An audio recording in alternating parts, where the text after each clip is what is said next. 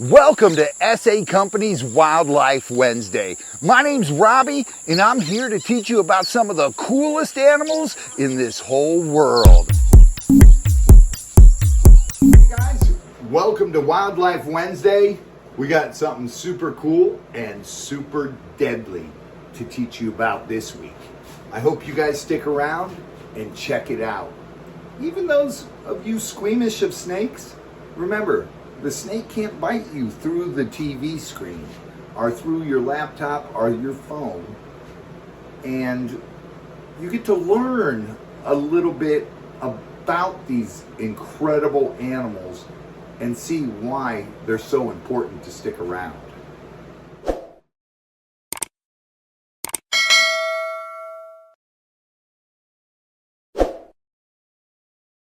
Hey guys, we're back. Welcome to Wildlife Wednesday.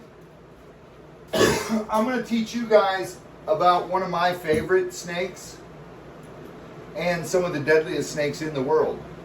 They're known as green mambas. These guys are from Africa. Now, there's four right now. I think there's more. I think it's 5 or 6 now. But there's 4 types of mambas. You got your East African greens, you got your black mambas, you got your Jameson's mamba, and then the West African green mambas. Now, mambas are a deadly snake. The blacks are probably the most deadly of the snakes. And a reason is because a lot of people get bit by black mambas. Now, black mambas are from South Africa, and they actually live right in suburbs and everything, but the main place all the mambas love are orange groves.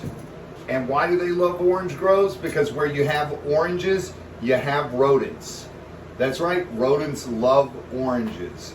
So mambas will go up in the tree, they'll eat birds that come in the trees, and they'll also eat rats that come up there to get oranges. Now, mambas can be dangerous because they can be sitting in the tree. And in South Africa, they still pick oranges by hand. They'll take ladders out there and people will climb up on the ladder and pick oranges. And if you're reaching for an orange and there's a mamba on that branch, this movement is a quick movement and you're shaking the branch. The snake is gonna see this coming and get defensive and strike and bite. Now, a lot of people do die from the black mambas and other mambas because medical is not as good as it is here in the United States. Let me see if we can show you a green mamba. How are you doing? All right, there you are. Watch it, John. Oh wow, good timing. You were playing with one of my favorites. This, look how beautiful, is actually a really deadly snake. This is a green mamba. It's an East African green mamba. And look, she's not being, I'm not squeezing too hard, but we'll get her in the can where she's safe. And then I'm actually gonna pull out the other green mamba, the male, because I wanna redo these enclosures. I want to make them all pretty again and everything. They got too choked up, so I tore all the greenery out, and I want to redo them now. So it'll look really, really neat. And I'll put the male in this can. Now, like I said, these guys they do spend a lot of their time on the ground and moving around. But they spend more time in the trees hunting their favorite prey, birds, and rodents in the orange groves. This guy is a little, he's not as nice as the female. So let me see what I can do here. Whoa, calm down, buddy.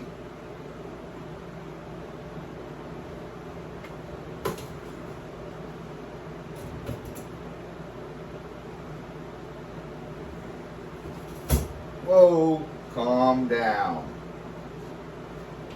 Now, like I explained in the very beginning, snakes are really just like other animals and people.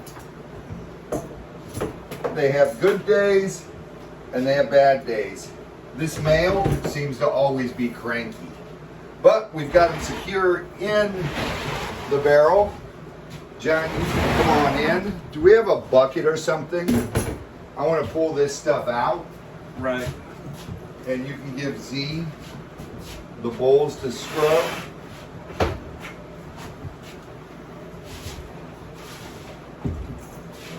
I want to save their bedding because it's bioactive, which means we've got isopods in there because the isopods actually eat the poop and the shed.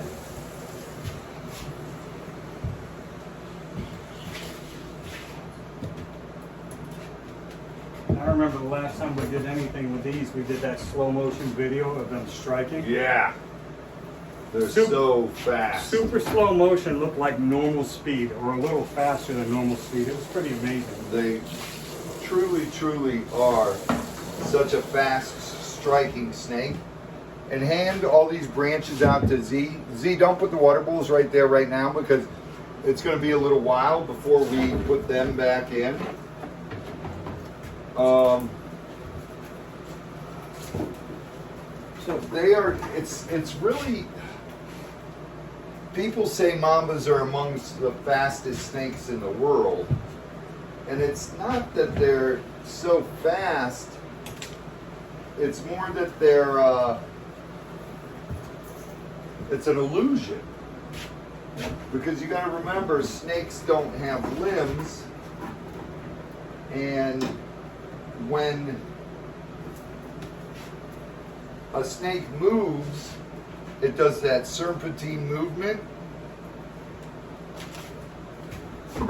and it's an illusion that it's because it's going like this, and it's doing that frantically and moving frantically, and that's why people think they're so fast.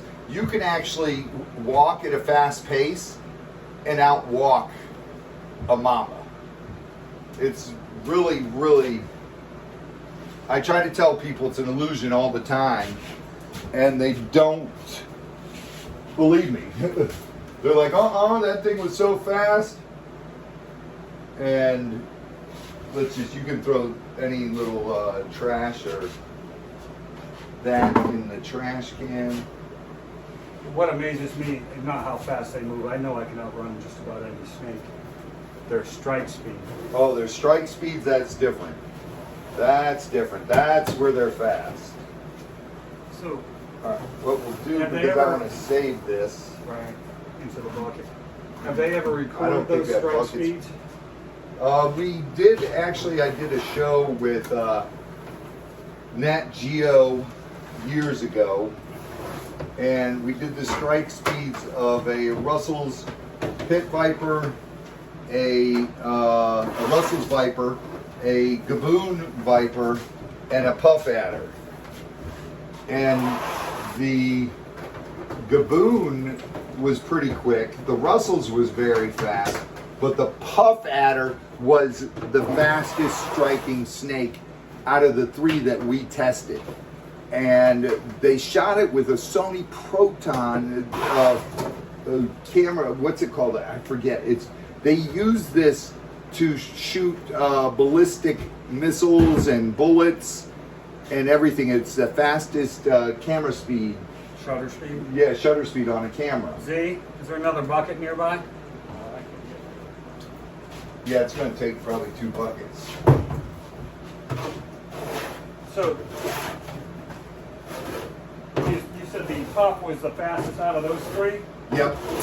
And how would the Puff Adder speed relate to a green or black Mamba? I think the Puff Adder is going to actually be faster than the Mamba.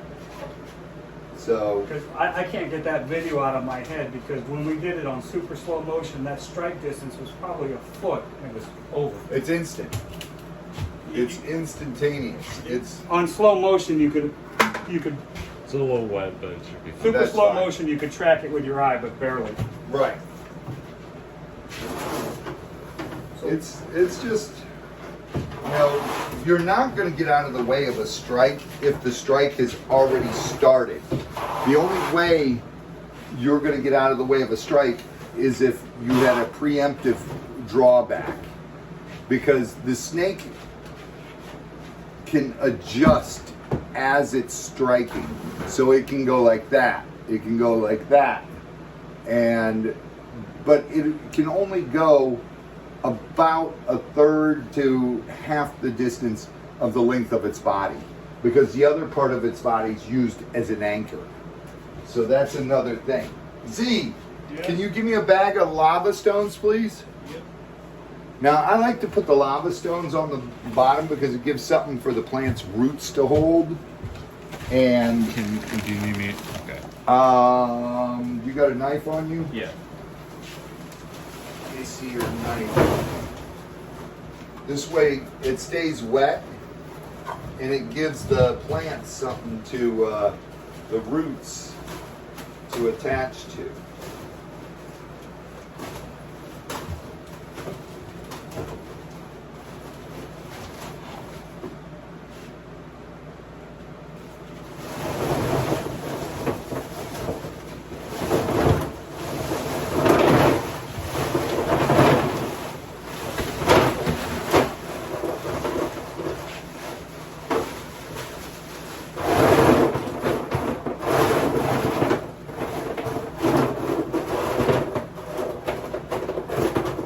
I just put a thin layer of the lava rocks.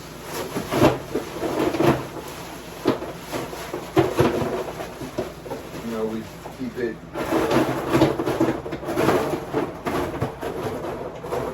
like that.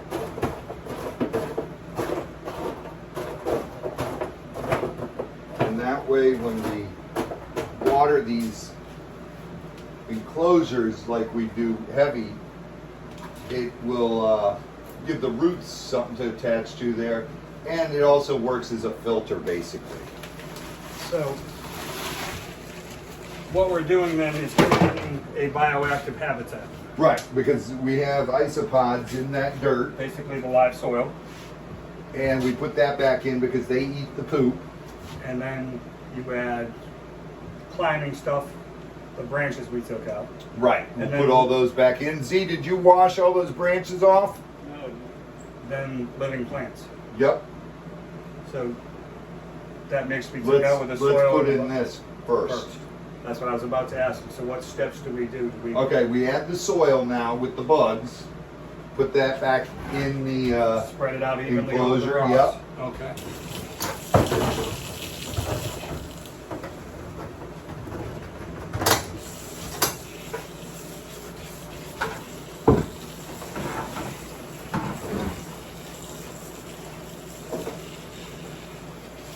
I just saw some little ice pods run.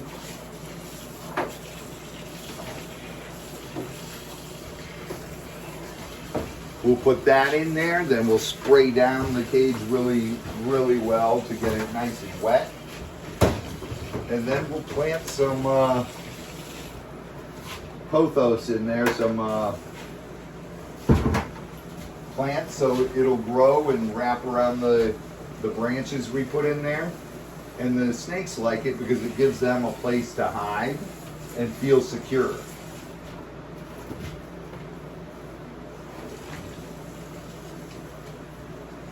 One thing I know for sure, there's plenty of times I've looked in here, and the last time it was set up like that, and you had to hunt for them. Yeah. Yep. So It when got you- so thick, I just pulled out the plants and I wanted to redo these cages. So usually we redo them totally once every 6 months. This one, I let it go a little longer. We got busy. Because it looked cool though too. Yeah. But then it got too dangerous. Yeah, well, when you So can't then- see them, you're going back to that thing where they're picking oranges and that thing's hiding Right. in the leaves. I don't want to be the guy taking oranges. Right. All right, John, you want to take that vacuum and do out The tracks. track on that one? Yep. Well, actually, we can do that last because we got to do the other side anyways. I'm just waiting for Z to give me some branches back. So you say we're not done making a mess, huh? Give me this big one. No, we're definitely not done So- making a mess. In their natural environment, what kind of breeding cycles do they have? These guys breed on when the rainy season starts in early spring, well, right before rainy season, and then they'll deposit eggs in a. They'll find a decaying log or something. They are egg layers, so just put that in there. So typically, an adult female will lay how many eggs? It depends on how old the snake is. It could lay up to 30 eggs. And how many times it's bred before. A younger one obviously won't lay as many. What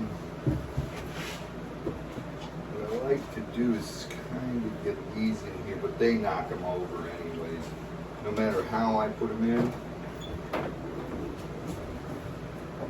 They seem to knock over the branches by climbing them.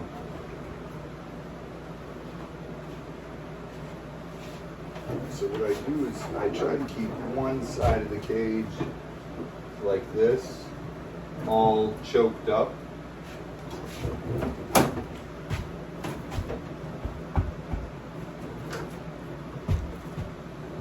So I know some snakes you can get up to 2 or 3 clutches in a year. No, these These guys, are not. These are no, they single single clutch. clutch. So they're seasonal because of the environment they have to lay in and all that. They Right. get past the rainy season, lay their eggs, and that's their egg survivability. And then, well, some people also believe that these snakes, that nature, if there's a year where you've got an explosion of rodents, that following year you're going to have an explosion of snakes because there's plentiful of rodents for them to eat. So they're going to get bigger. Females are going to produce more eggs, and there's obviously going to be more babies then. That actually makes sense though. And that helps keep, everything in check. So it's a really cool thing how nature does that. Z, you want to give me water bowl, please?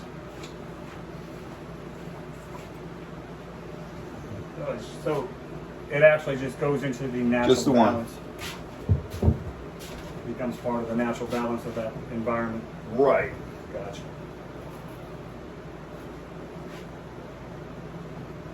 All right, we got. Let me go get some. Do you have the spray, John? You want to fill that sprayer up? And I need you just to soak this cage down really good on the inside. Same as we use in top, sides, all the plant matter, all the Yep. soil. All the soil really, really good. And that is water. That is water. You can actually refill that now. You can use the whole thing. I'm going to go cut some vines to put in here, and we're going to dress it up, and then we'll show you guys what it looks like. All right, guys. So I got some pothos. I'm going to put this in there.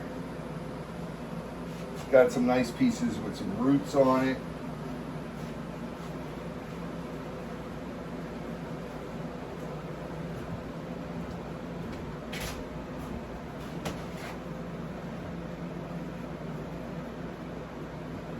Very, like a little bit of it. I got attacked by those tiger ants. Getting these. That is okay. Those things are treacherous in Florida. So you basically just pull these out by the roots then and stuff the roots into that Well, soil. I'm growing a bunch of it so that it does do that, and I shove it down in the soil into the lava rock, and then a lot of it will grow there.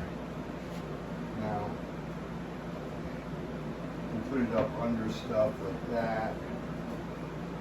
And as soon as we're done with this, we're going to show you guys what it looks like.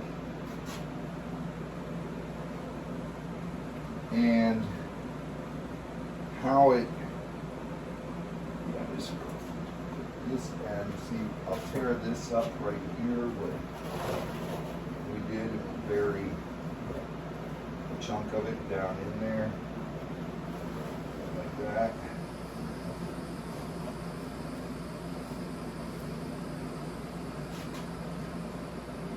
Take this, feed it through there.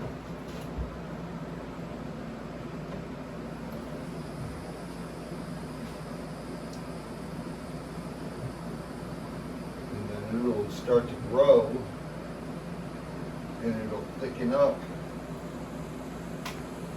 and then we'll thin it out again later on, and then we'll redo the cage. We'll probably let it go a year and totally redo it again. So I'm probably not alone. When I think of South Africa, I think it's a very hot climate, but I don't think of it as a humid climate. South Africa is much like Florida. All right, it's warm, but it's got rainforest, it's got rocky outcrops. They grow oranges there. Right, which takes a fair amount of decent weather. You know, you get a lot of rain and everything, and it's perfect weather for the Mambas. I just never really gave it that much thought. I'm sure I'm not alone. Right, you're definitely not alone. A lot of people think Africa, it's, you know, desert and hot, and that's Egypt. Desert or jungle. Yeah. No in between. No. You know, yeah. No seasonal climate, I guess, is what I'm getting at, but that's Right. inaccurate. It's very inaccurate. It's much like Florida, and except for you do have different areas that are deserty, like Egypt or all that. But look where the gorillas are and the chimpanzees, like the Republic of the Congo. Yeah. That's all rainforest. Right, and All right, that's good for this one. I imagine that part of it along the Nile River and all of that, you know, being a little more lush, a little more rainforesty or jungle. But I always had this picture of South Africa in my head being like scrubland, like the outback in Australia. Right, right. A lot of people do. Z, can you give me a Gatorade bottle full of water, please? Now you got the, you sprayed a lot in there. What I'm going to do is spray, because I put those plants along the bottom with the lava rocks, Right. the roots. What I'm going to do is plant, really, no, let me pour this bottle. Yeah, you can do that. To the vines The themselves. vines. And we'll see what this looks like in a few days.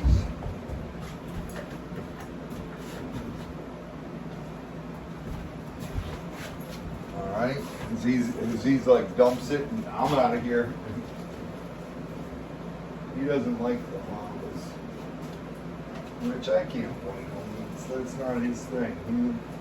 He likes crocodiles, he likes the non-venomous. The Mambas along with the Gaboons. It's, and I try to get the water right in there, but it spreads out in there good. So this is nice and wet. And go ahead, you can soak it down one more good time.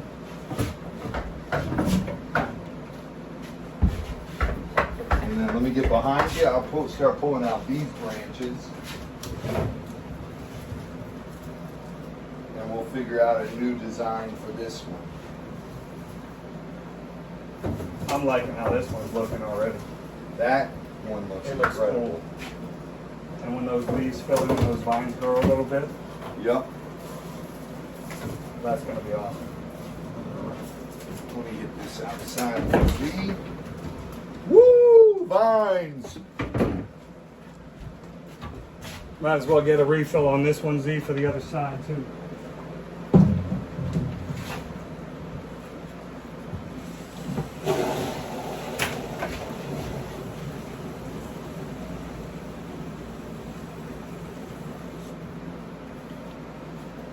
That's the only reason I use.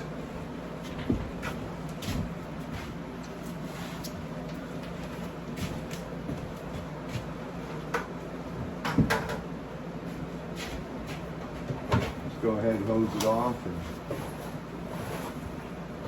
what? What? Did it? Did it totally break?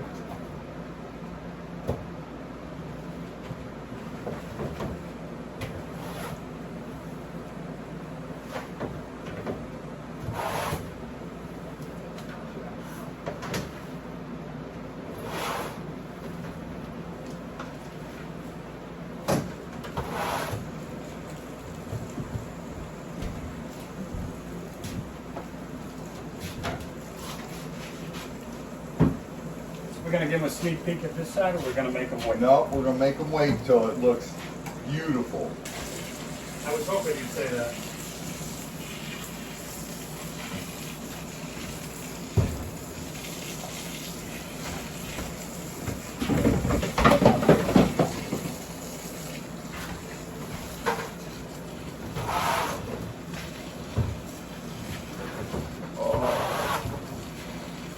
No wonder I'm always filthy.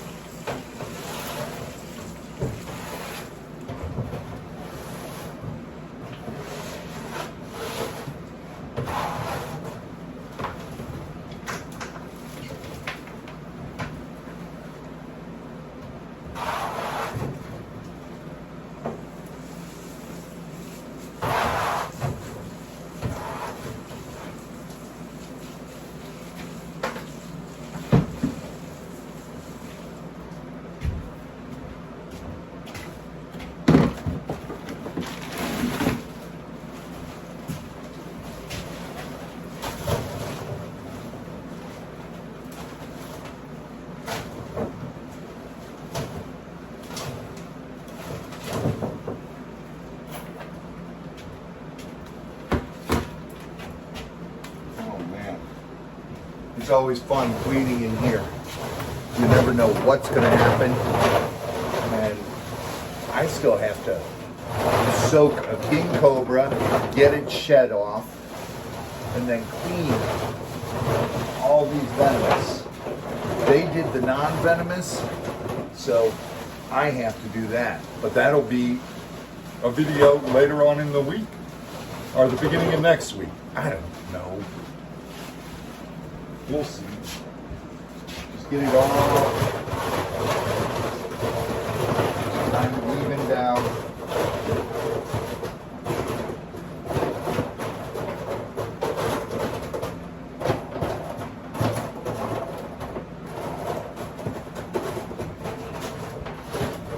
Z, where's that other log you had?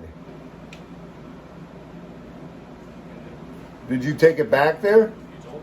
No, I didn't. I said I need this one for this cage.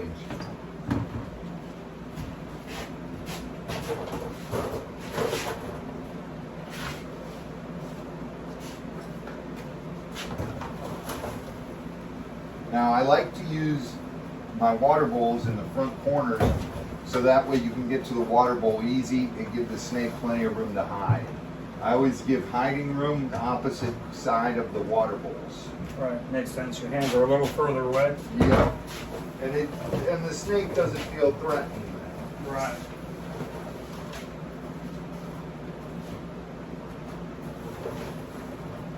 This one had a little more dirt in it, so.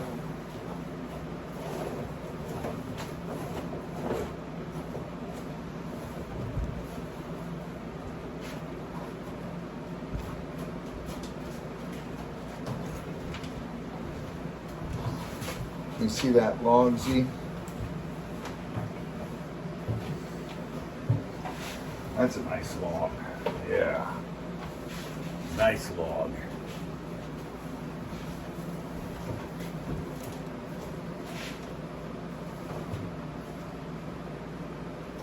We always start with the base log.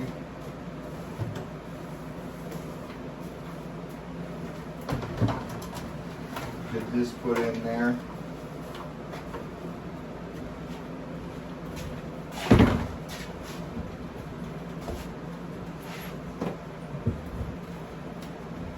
Cool.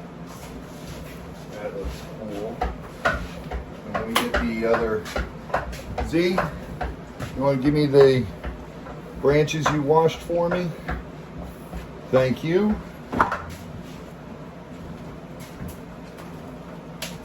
Whoa, these things are brittle. I might have to cut some new ones.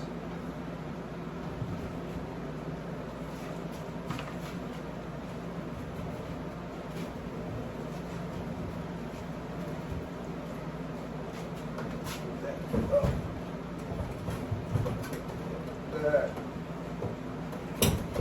Untwist that. Nice. That gives it some holding power there. Gives them a nice high spot.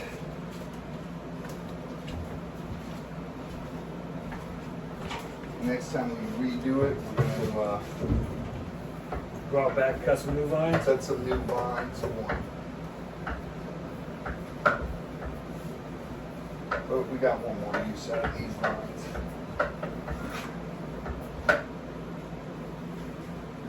Now, the reason we put the vines in there, obviously, is because they are a semi-arboreal snake, and they do like to climb. Now, they'll climb on those vines, and they'll also use rocks and the logs when they shed to get that little piece on their lip lifted, and then they'll climb in between tight spots so the snake's going through, and in that way the shed basically rolls off. It's like taking a sock off, or for you ladies, when you take your pantyhose off, you roll them. You know, it's the same concept basically, how a snake sheds. They always start at their head, they get their lips started, and then they rub up against stuff, use stuff in the enclosure to do a shed. This is actually a pretty cool Wildlife Wednesday, because not only are you getting to see green mambas and learn a little bit about mambas, one of my favorite snakes, you're also getting to see how we do a complete a cage clean and rechange and set up a new one. And it's pretty interesting. And this you can do for all types of reptiles. You can do complete cage cleans and setups, and it works wonderful. Hopefully one day we get a bigger building where we can set up a big snake room where we walk people through, and I'll do large enclosures that are natural enclosures like these Mamba cages that are beautiful set up, and they look neat because they're in their natural environment looking. So I was just about to ask that question too. I have snakes at home. You have lots of snakes here. They're not all bioactive. How is that beneficial to their health? Other than The bioactive is great because, and I like it for the venomous especially, because when you're cleaning the cage, you're getting the poop out, but a lot of the bugs will eat the poop. The isopods that we use eat the poop, and if you miss some poop or anything, the bugs clean it up. They're like trash guys. The snakes deposit their poop, and the bugs eat it. So from a handler's perspective, it's a lot safer. You have to be And less. it's a lot cleaner. You have to be less inside, and you have to you don't have to clean as much. But when it comes to their physical health, their ability to shed the extra moisture in their environment, what kind of difference does that make? When the environment's humid, the snake can shed better. For snakes that come from humid areas. Right. So Deserty snakes, they shed fine when it's dry because of the natural oils on their skin to help them shed. All right, let's start with this vine here. Got a nice roots on there, so we'll start with this as our base vine.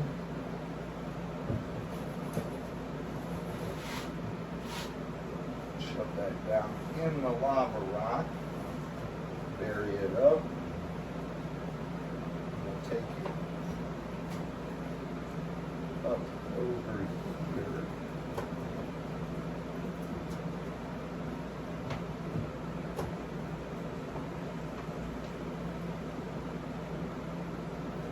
Come down that way. Z, you want to hand me some more vines, please?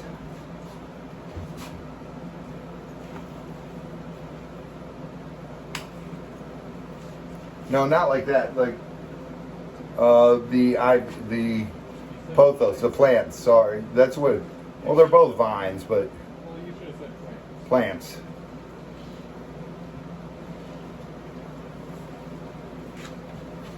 All right, we'll see what we do with these now.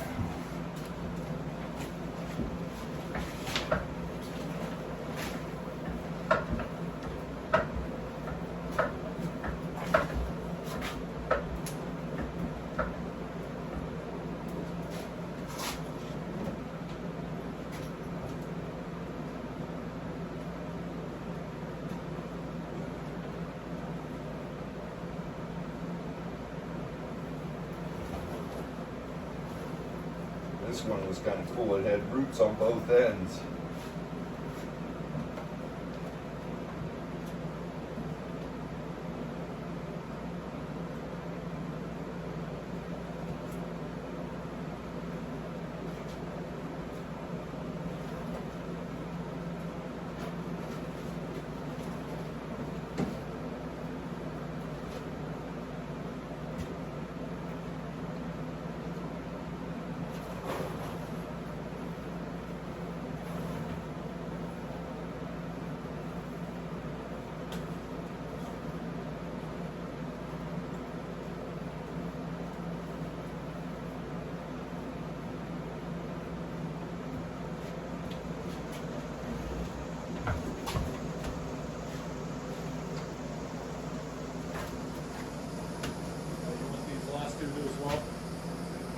What, buddy? You want these last two as well?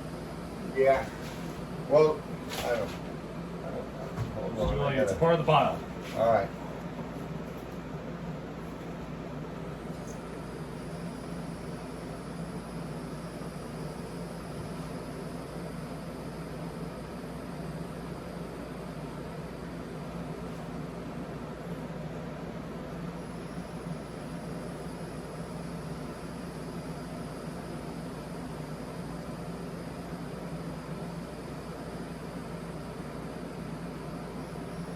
They'll end up growing wherever they want. Right. But as a starting point, generally, what's too much? You don't Because want it you have to plan for growth, right? right. You don't want it too thick, so because it'll be thickened up in no time. So what I try to do is just get a couple that are in here that have to leave for time.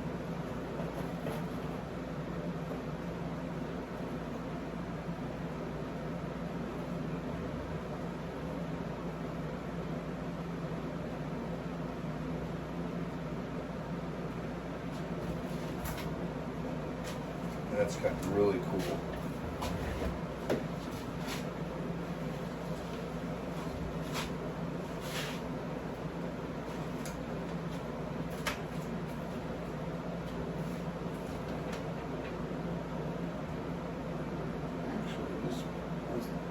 The only thing I could see maybe is it's looking pretty good. I was thinking one in the middle, up over the middle, but I like to kind of leave the middle area open because that's where I lay the rodent swarm.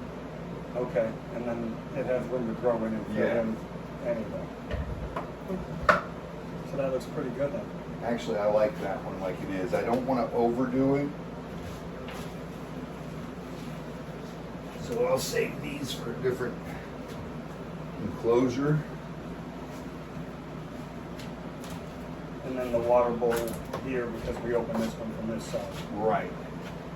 And then let me get the Gatorade bottle, and then you want to get the vacuum and do the track and everything. And then we'll show you guys the green mambas again.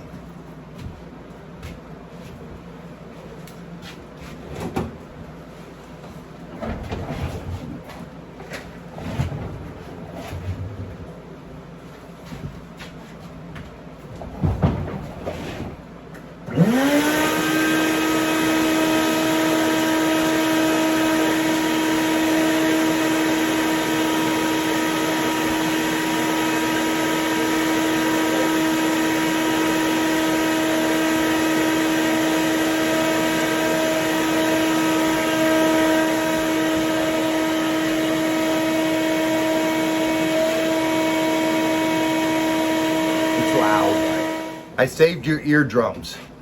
John, vacuum that.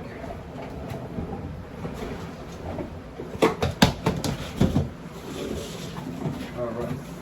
Let's pour some water in there real good. Vacuum hose kicking my butt.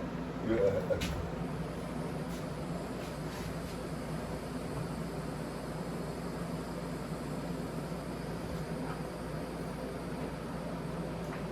So what you just did there, adding the water, how frequently does that need to happen? I add water once. I spray it down every time I clean, real heavy. I use half a bottle, well, one whole jug on these two cages. But since the dirt was so dry, because I wanted to let everything dry out, and what I did was added this so the underneath dirt soaks it up. And then it gets into the lava rocks. Because I want those roots to wrap the lava rocks, and it helps promote growth, better growth and everything for them. Now, let me get a rock for that, then we'll put the Hand me the water dish. water dish in. Hold on a second.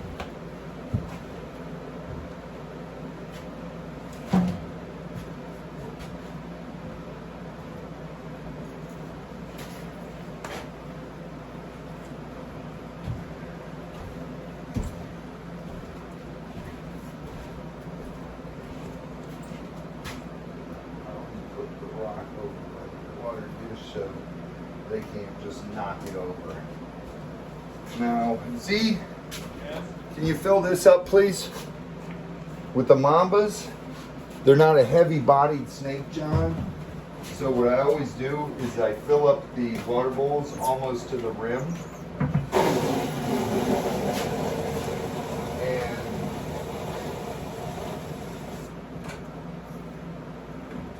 that helps with humidity in there. That, and once again, you have to be in there less frequently with a dangerous. I don't mind doing it. A lot of people. Black Mamba's actually give me the heebie-jeebies.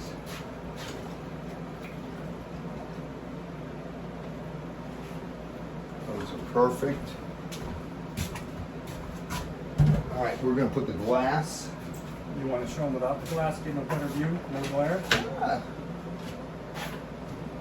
Let's do that. We'll show you before we put the snakes in, then we'll show you after. What do you think? All right. This is the female's enclosure. You can see the nice big logs in there, the vines and the plants. And this is perfect. This is perfect. Here's the male's enclosure. He's got a nice big branch back there, log, and some vines, and then the plants. Little And then corner there. back there to hide in. Yeah. Little hole in the log to scrape a shed off. They can go through, then the rough rock. This one's got a rough rock over there. And that helps them with shedding. All right, let's get the glass up and we'll get the snakes in the enclosures. I just did that backwards. That's the Uh, front track. no, that's the back track. You got it right.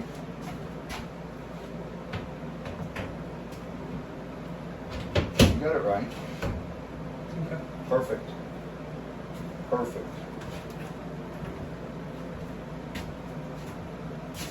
So I'm going to back away as the snakes go back in.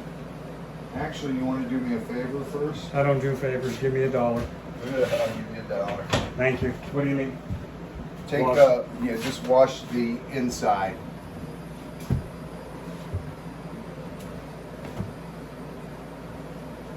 I forgot to have you guys do that. Don't get the stickers wet.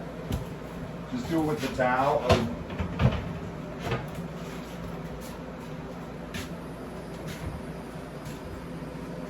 There's a white towel right on your. Yeah, that's pretty good. Oh, that's for your head?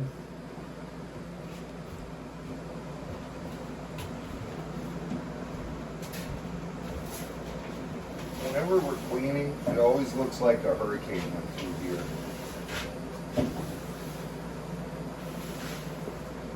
Because stuff comes out of the cage and down on the ground. Is that the inside one? No, that's the outside one.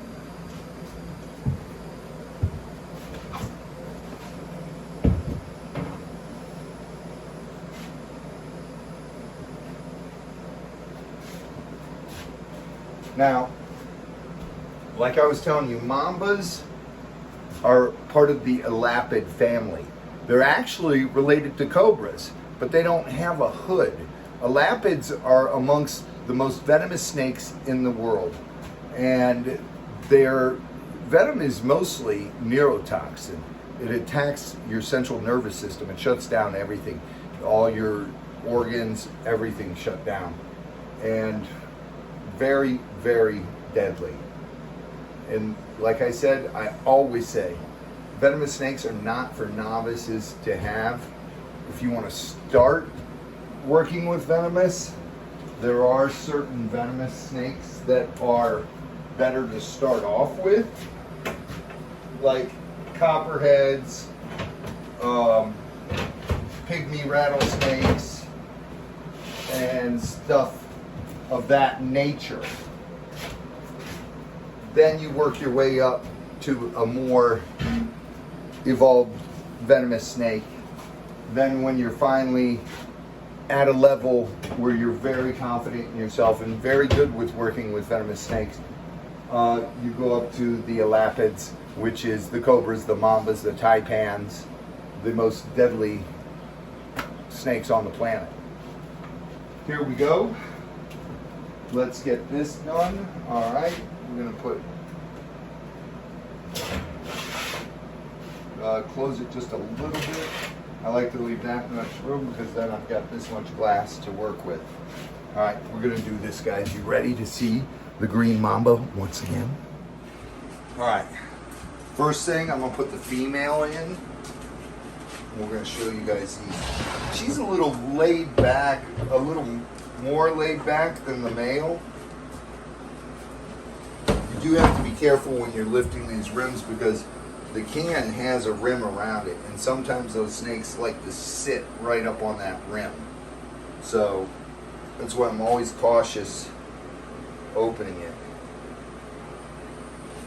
Now you can see how she's actually acting really chill. She's not bad at all. But look at, once again, look at that beautiful, beautiful snake. And look what she's doing with her tail. She's anchoring it around my wrist so that she doesn't fall. That's an arboreal snake for you. But look at even the belly, and look at the scales on there. They're so tight, they actually don't look like real scales. Such a beautiful snake. And if you look at the head structure of mambas, they're basically shaped like a coffin. Deadly. They don't have that V shape. And then if you look at their pupils aren't vertical, like a lot of people will tell you that vertical pupils mean deadly. These guys have round pupils, and they're amongst the deadliest snakes in the world.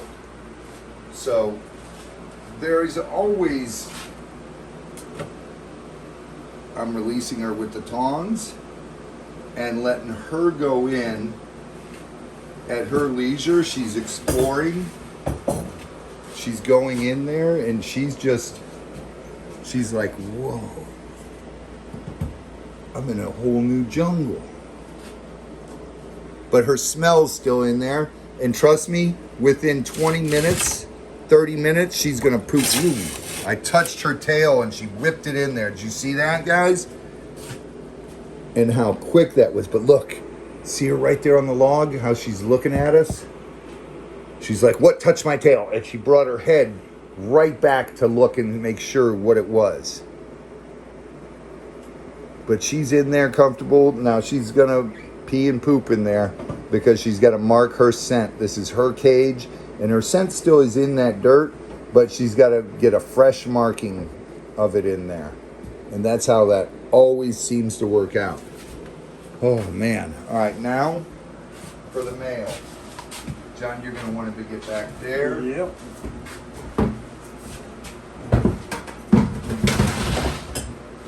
And as you remember, this male is a little bit more crazy. Now, a lot of people have been asking, how come when you do venomous snakes, Chris always puts the can close to the enclosure? It's because it's a shorter distance. Rich, he likes to take the snake out and look it over, and which is fine. It's just personal preference. Like I said, Rich has been doing venomous for 15 years. Chris has been doing it for 5 years. I've beat it into Chris, take less chances, have the can closer to the enclosure. That way you go straight from the enclosure to the can, straight from the can to the enclosure.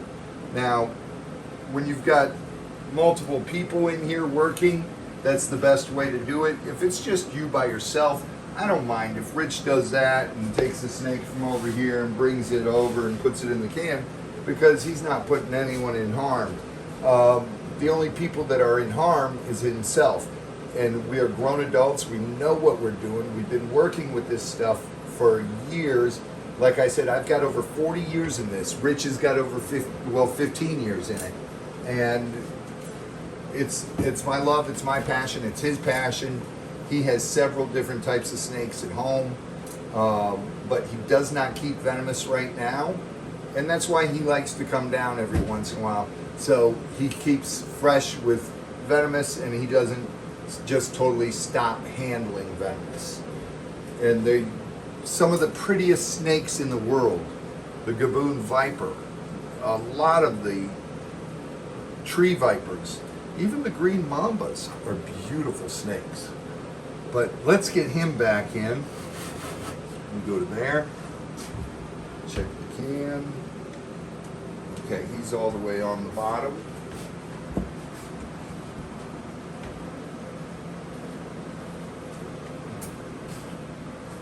Now these green mambas, they're now of age to start breeding. But I'm going to take another. Whoa, see that? You see him? He's insane. I'm going to pump them up really, really good with food the next year and a half. And then I'm going to introduce them to each other and hopefully be able to breed East African green mambas. Get a close look at that.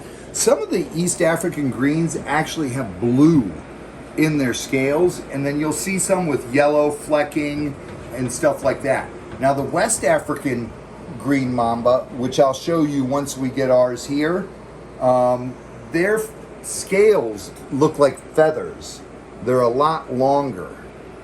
And then the black mambas are much like the East African green, but they're not, a lot of them aren't actually black. They're gray or they're brown. And the reason they get their name Black Mamba is when they open their mouth, the inside of their mouth is black. Now mambas love to do that. When they are threatened, they'll open their mouth. And it's because their fangs are so far forward, and they're not real long fangs, but then again, the mamba doesn't have to bite you because it strikes so fast and its fangs are so far forward. All it's got to do is hit you like that. And it's an amazing, amazing speed. Like John told you guys earlier, the speed of the strike is actually just amazing. We filmed it a year ago, and we played it in regular motion. We filmed it in slow motion. Super slow motion. Super slow motion. And regular motion looked like... You didn't see the it. super slow looked like regular motion. Right. And it's amazing. And their fangs, if you guys see if you can look at her head. You guys see her nostrils there? Her fangs are right behind those nostrils. Oh, check that out. There she is drinking. See the head moving while she's drinking? She's sucking in the water. That is so cool, you guys. That's an awesome shot you guys got to see right there. Snakes drinking, I love that. It's so cool. Snakes drinking, snakes yawning is cool. Yeah, snakes yawning. Where's he? He's all in the back. Yeah, he's Checking hiding. out that log. He's checking out all the smells. And even though his smells are in there, he's still checking them all out. He's like, wait a minute, you guys washed my scent off this lawn. You washed my scent off. There he is. He's back in this corner. Look at him. See his head, Z? Go up a little bit. He's peeking over the leaves behind that vine. There he is. There, tongue flicking. See him? Now look how that blends in. And when that gets real thick like it was before, it looks super cool. But I don't like to let Chris or Rich, There's a moderation to it. yeah, work in it then. Then I do the Mambas myself because they're just too fast, and if you don't make sure, if you're working too fast and you don't make sure where you see where that snake is, that's when accidents happen.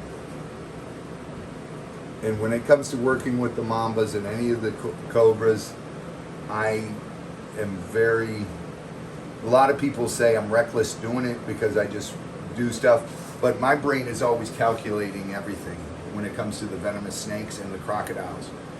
I know what they're capable of, and I know what I'm capable of.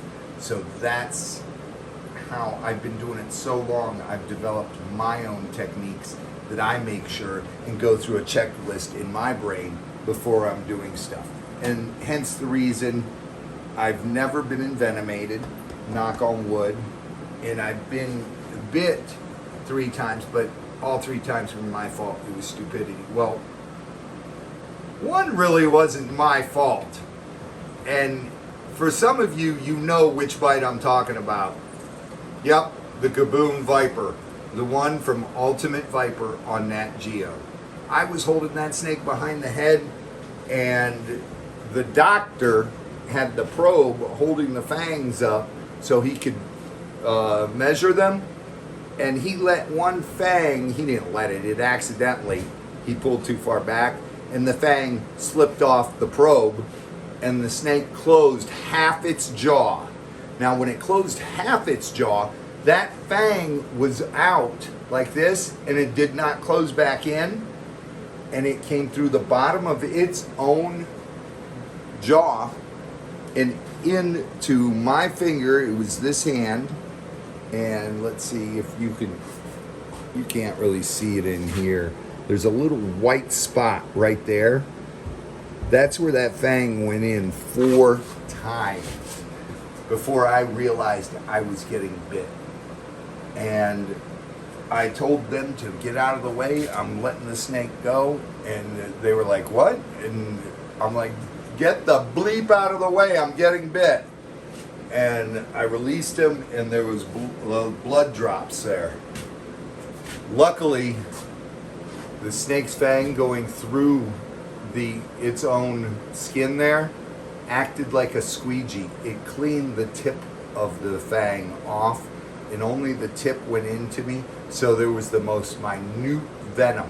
It was enough I could feel the burn, and enough that we had to have 911 on standby. We had a helicopter on standby and everything, and we just had to see what my body was going to do, how I was going to react, and how badly I was envenomated.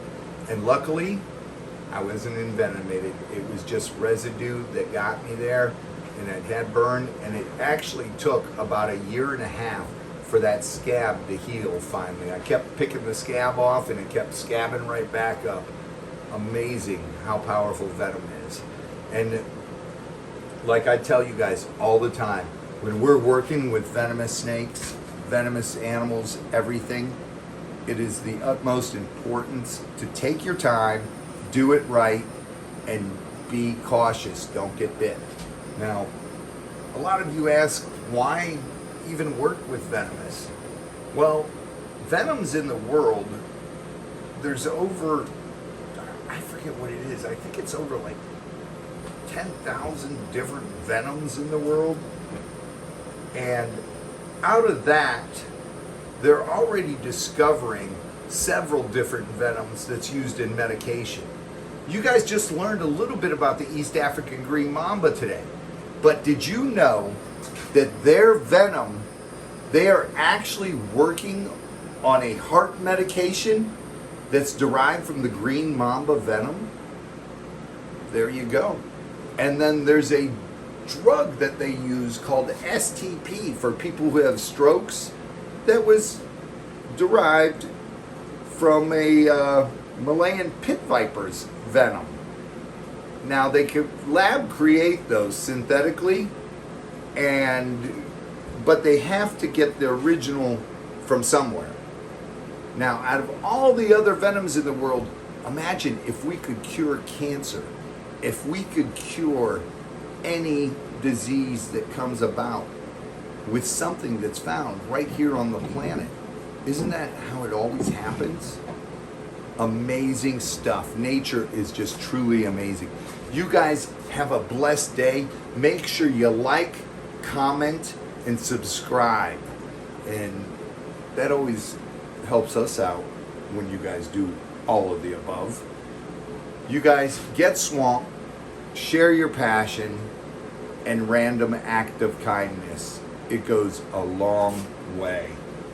Oh, John and I and Z and Savannah have to get back to cleaning. Take care. God bless. See ya. Look. Oh my goodness. Beautiful.